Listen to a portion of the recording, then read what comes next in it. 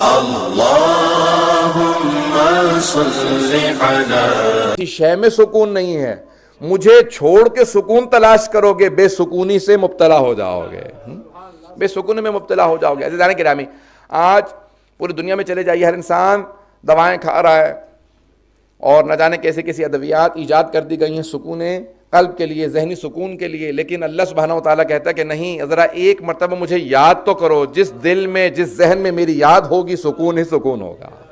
اور جہاں میری یاد نہیں ہوگی، وہ سکون سے خالی دل، سکون سے خالی ذہن ہوگا. جناب امیر سے سوال کیا گیا کہ مولا آپ کہتے ہیں خدا لا مکان ہے، اس کا کوئی مکان نہیں، کیا اللہ کسی جگہ رہتا ہے؟ مولا نے کہا اچھا اللہ کا بھی کوئی مکان ہے؟ کہا مومن کا دل اللہ کا گھر ہے، کہ کبھی بھی مومن کے دل کو مت توڑنا، تم خانہ خدا کو تباہ کر دو گے. تو کبھی ایک دوسرے کو اذیت مت دو، اسی کے اندر سکون نصیب ہوتا ہے. عزیزان گرامی، اذیتیں دینے سے سکون نہیں ملتا، اذیتیں دور کرنے سے سکون ملتا. عزیزان گرامی، اب آئیے ذرا ہم آسائش چاہتے ہیں. توجہ ہے لوگوں کی میرے ساتھ؟ ہم اپنی زندگیوں کے اندر آسائش چاہتے ہیں. آسائش ہے، انسان چاہتا ہے سکون ہو زندگی کے اندر، کمفرٹس ہوں. بہرحال اب ایک پوری بحث ہے. نیسیسٹیز آر واجب، کمفرٹس آر مستحب، and luxuries may not be allowed. اس سے زیادہ میں نہیں کہنا چاہتا ہوں، اس کو میں نے انگلش میں کہہ دیا، اب اگر کہیں گے تو اردو میں ترجمہ بھی کر دوں گا. تو عزیزان کرام، زندگی کے اندر انسان کے لیے جو ضروریات ہیں وہ واجب ہیں، اپنی ضروریات کا. حتیٰ آپ حتیٰ جو مختلف اپنی واجبات ادا کرتے ہیں، اس سے کسی کی ضروریات کے لیے بھی ادا کر سکتے ہیں. ضروریات زندگی سب پہ واجب ہیں، اس کو پورا کرنا. دوسروں کی ضروریات زندگی، حتیٰ اگر ایک گھر کے اندر مثال کے طور پہ کہا جائے کہ ایک ایسے انسان علاقے میں رہتا ہے جہاں ہر گھر کے اندر فریج ہے، کسی کے پاس نہیں ہے، تو اس کی ضروریات زندگی کے اندر آ جاتا ہے. اسی طرح سے اور بہت سی چیزیں جو ضروریات زندگی شمار ہو. کچھ چیزیں وہ انسان کی زندگی کو آسودہ کرتی ہیں. انسان کی زندگی کے اندر بہت آسائشیں ایسی ہیں، تو ہر انسان چاہتا ہے کہ وہ کمفرٹس ہوتی ہیں کہ انسان کے پاس یہ چیزیں ہوں تو انسان کی زندگی ذرا پرسکون ہو جائے گی. اور کچھ چیزیں ایسی ہوتی ہیں کہ جن کو لگژری کہا جاتا ہے، جو آسائش سے بالاتر ہیں، یا بہت سے لوگ اسی کو آسائش کہا جاتا ہے، بہت سے لوگ اپنی زبان میں اسی کو آسائش کہتے ہیں. جہاں انسان شاہانہ زندگی بسر کرنا چاہتا ہے، بادشاہوں کی طرح سے رہنا چاہتا ہے، رؤساء کی طرح سے رہنا چاہتا ہے، نوابین کی. عزیزان گرامی، بہت سے بادشاہ، بہت سے نواب بھی ایسے رہا کرتے تھے جیسے ان کی حکومت میں، ان کے ملک کے اندر بہت سادہ لوگ رہا کرتے تھے. عزیزان گرامی، ایسے ہم نے بہت سے افراد سے متعلق تاریخ میں پڑھا بھی ہے اور لوگوں نے لکھا بھی ہے کہ جو افراد سب کچھ ہوتے ہوئے حکومت ذمہ داری ہے، اپنی زندگی کو بہتر بنانے کا ذریعہ نہیں ہے. اگر آپ موجودہ حکمرانوں کو یہی سمجھ میں آ جائے، خصوصاً اگر پاکستانی حکمرانوں کو سمجھ میں آ جائے، تو بہت سے پاکستانی کی زندگیاں آسان ہو جائیں گے. میں پاکستان کے لیے اس لیے آسانی سے کہہ سکتا ہوں کیونکہ پاکستان سے ہوں. عزیزان گرامی، زندگی، اب انسان کے پاس اگر دولت بڑھتی ہے، عہدہ منصب بڑھ جاتا ہے، انسان کا عہدہ یا پوزیشن بڑھ جاتی ہے، تو انسان کا یہ عہدہ، یہ دولت انسان کی زندگی کو بہتر بنانے کے لیے نہیں آیا، بلکہ دوسروں کی زندگیوں کو بہتر بنانے کے لیے آیا. اللہ نے دولت اس لیے دی ہے کہ دوسروں کی زندگیوں کو بہتر بنائے. عزیزان گرامی، اگر اللہ دولت عطا کرتا ہے تو وہ یہ چاہتا ہے کہ انسان دوسروں کا زیادہ خیال رکھے، دوسروں کے زیادہ کام آئے. امام حسن مجتبی علیہ السلام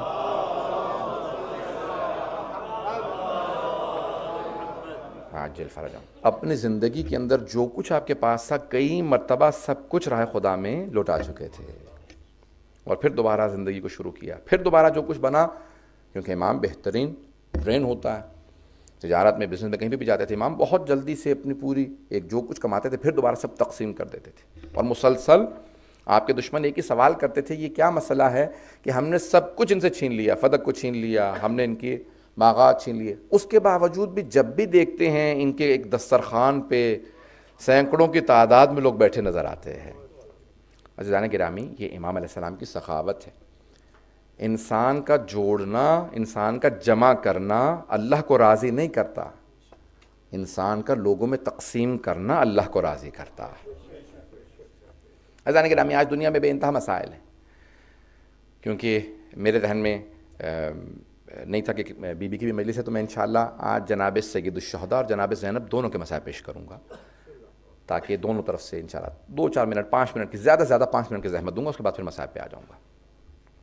عزیزان گرامی، زندگیاں انسان کی بہت تیزی سے گزر جاتی ہیں، اور انسان یہی سوچتا رہتا ہے کہ میں اس کو کیسے بہتر بناؤں. زندگی اگر انسان اس میں اس تگ و دو میں صرف کر دے کہ میں اپنی آخرت کیسے بہتر بناؤں، تو اسی زندگی میں سکون بڑھتا چلا جائے گا۔ بعض اوقات انسان کے پاس سب کچھ ہوتا ہے لیکن ذہنی سکون نہیں ہوتا، اور بعض اوقات اگر آپ کسی بہت ہی نادار انسان کے پاس جائیں گے تو بہت سکون، بہت ہی قلبی اطمینان ہوتا ہے اس کے پاس۔ اس کی دنیا بہت چھوٹی ہوتی ہے، وہ اس دنیا کو چاہتا ہی نہیں ہے، لیکن آخرت میں اس کا مقام اگر آپ دیکھیں۔ اسی طرح سے بعض افراد دیکھنے میں بہت طاقتور ہوتے ہیں لیکن اگر ان کی روح کو دیکھیں، ان کی معنویت کو دیکھیں تو بہت ضعیف لاغر اندام، اور بعض اوقات افراد دیکھنے میں بہت کمزور ہوتے ہیں، بوڑھے ہوتے ہیں، لیکن ان کی روحانیت، معنویت اگر ان کی روح کو دیکھیں تو بہت طاقتور ہوتی ہے۔ ہم تجسیم اعمال کے قائل ہیں، اب اس کی بحث میں نہیں جا سکتا، وقت نہیں ہے۔ ہمارے تمام اعمال مجسم ہو کے آخرت میں ہمارے سامنے آ جائیں گے۔ یہ جو اعمال ہیں، اچھائی برائی، یہ آپ سنتے ہیں نا کہ بعض اوقات قبر میں کیڑے مکوڑے، بچھو، سانپ وغیرہ، میں ڈرانے والی بات نہیں کروں کوئی بھی، یہ انسان کے اعمال ہیں جو مجسم ہو کے آخرت میں سامنے آ جاتے ہیں۔ اور بعض اوقات آپ سنتے ہیں کہ کسی قبر میں نور تھا، اس کی قبر کے اندر لوگوں نے دیکھا تو اس نے تاج پہن رکھا تھا، بہترین لباس تھا۔ یہ اعمال ہیں جو مجسم ہو کے آخرت میں سامنے آتے ہیں۔ تمام احادیث کی روشنی میں اگر دیکھا جائے جو سب سے با ارزش اور سب سے جو قیمتی شے آپ کے پاس ہے وہ ہے ولایت علی ابن ابی طالب علیہ السلام۔ محمد وعجل۔ عزیزان گرامی، جب سارے اعمال آپ کی قبر کے اندر آئیں گے تو روایت کے الفاظ ہیں کہ مختلف اعمال آپ کے سامنے آ رہے ہوں گے، آپ سوال کریں گے تم کون ہو جو اس غربت میں میرے کام آنے آئے ہو؟ تو سارے اعمال بتانا شروع کریں گے۔ کوئی عمل کہے گا میں نماز ہوں، کوئی کہے گا میں تیرے خمس و صدقات و خیرات، زکوٰۃ، یہ سارے جو تم نے اپنے راہ خدا میں دیے، کرتے کرتے روزے، زیارات سب آئیں گے۔ کہے گا کہ بہت تمہاری جو روشنی ہے بہت مدھم ہے، میری قبر منور نہیں ہو۔ اچانک اس کے سرہانے سے ایک نور ایسا آئے گا، پوری قبر منور ہو جائے گی۔ بہت پریشان ہو کے سوال کرے گا، جب سارے اعمال آ گئے قبر میں نور نہیں آیا، یہ نور کون سا نور ہے جس سے پوری قبر منور ہو گئی؟ وہ نور خود سے کہے گا میں ولایت علی ہوں۔